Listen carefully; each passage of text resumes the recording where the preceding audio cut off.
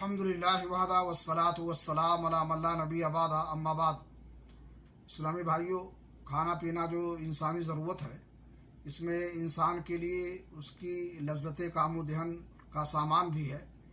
अगर इंसान इस नीयत और इरादे से खाए कि इससे अल्लाह ताला की इबादत और बंदगी के लिए तक़वियत हासिल करेगा या उस पर अल्लाह रब्बुल आलमीन का शुक्रिया अदा करे, तो अल्लाह रब्बुल आलमीन इस पर उसको अजर व सवाब से नवाजता है।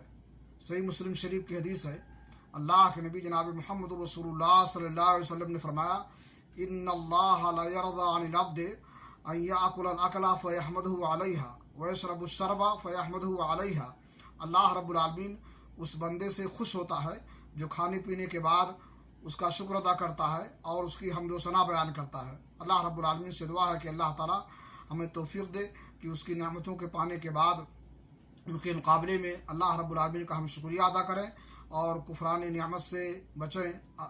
तक़ब्बल या रब्बल आलमीन। सल्लल्लाहु अला नबीना मुहम्मद व अला आलिहि व सहबिहि अजमईन।